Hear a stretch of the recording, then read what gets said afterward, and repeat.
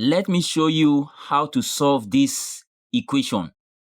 Now you have to be mindful of each step taken here so that you won't make any mistake. It is quite simple. Let's just follow it logically. Now, let me first take this positive x to this side to ignore the 0. The 0 means nothing. So I can write this as 4 to the power x is equal to negative x, that is minus x. When this positive x comes to this side, it becomes minus x. Then we can ignore the 0. Plus 0 means nothing. So the next thing for us to do now is to try and carry this x here to this side so that the terms in x will be on one side.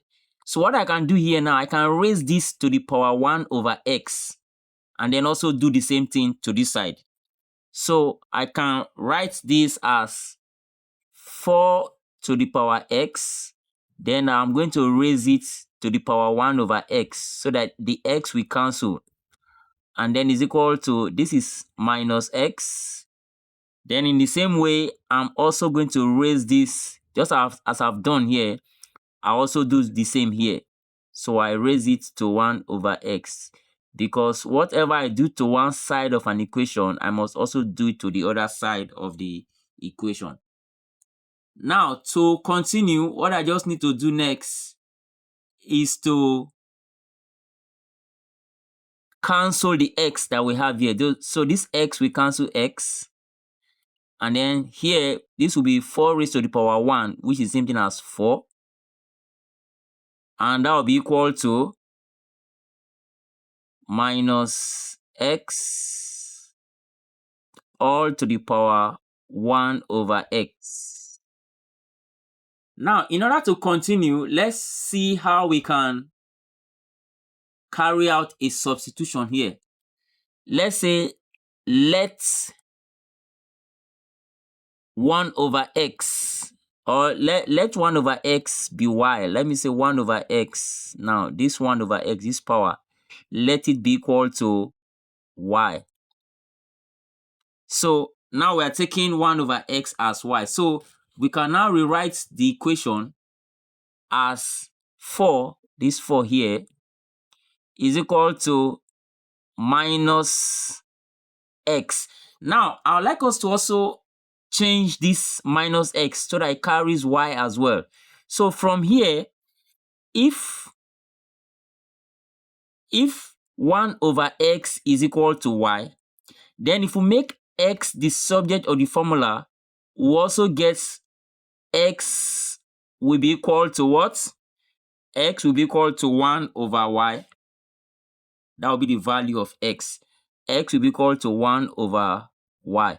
So if 1 over x is equal to y, then it also means that x, if we make x the subject of the formula here, just simply interchange the position of these two. So x will be equal to 1 over y.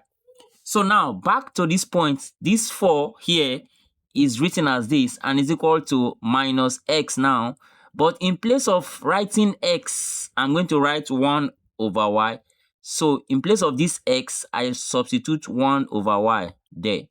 So 1 over y, and then raised to the power 1 over x. But 1 over x is y, so I'm going to put y here in place of the 1 over x.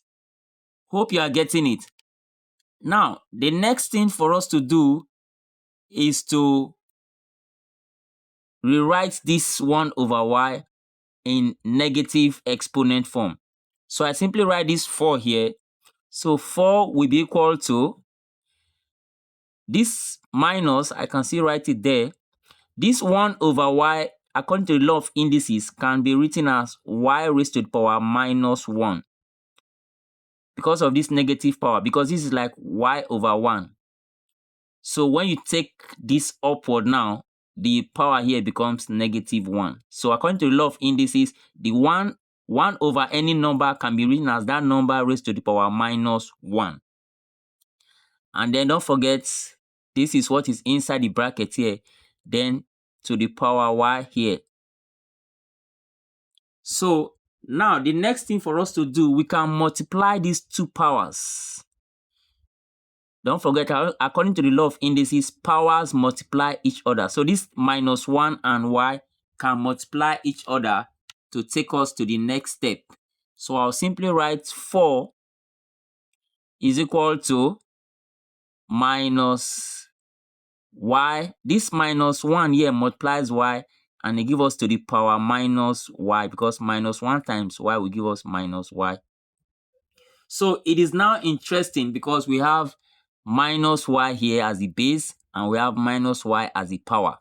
So because of that, we can as well see how we can express this in exponent form, because this is already in exponent form.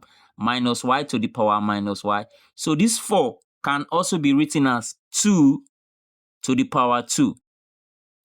And that will be equal to minus y to the power minus y.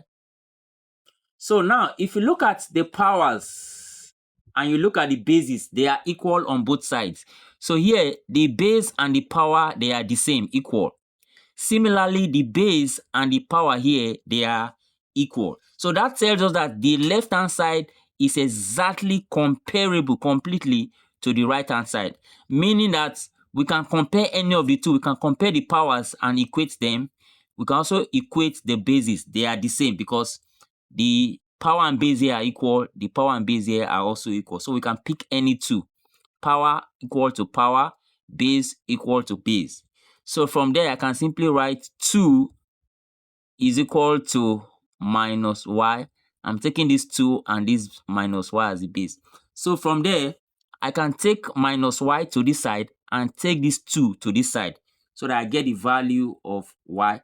So when this minus y comes to this side, it becomes positive y plus y. And then when this plus 2 comes to this side, it becomes minus 2. So that tells us that y is equal to minus 2. But that is not our destination. Don't forget, the question says we should find the value of x. That is the question from the beginning. The value of x is what we are to look for even from the very beginning of the question. You can see we are told to solve for x. So we are not actually looking for y but x. But don't forget, at this point, there's a point we substituted for y in order to get or to make the solution or the process of solving it easy for us. So don't forget, at this point, we agree that x is equal to 1 over y. So from this equation now, we're going to get the value of our x. X is equal to 1 over y. So I can now come down back again to carry out that and get the final answer. So I'll say, therefore, x is equal to 1 over y, which is what I just showed you now. And then that will finally give us the answer as x is equal to 1 over, the value of y is minus 2, as you can see from there. So minus 2, which I can also decide to rewrite in a more standard form as x is equal to minus 1 over 2.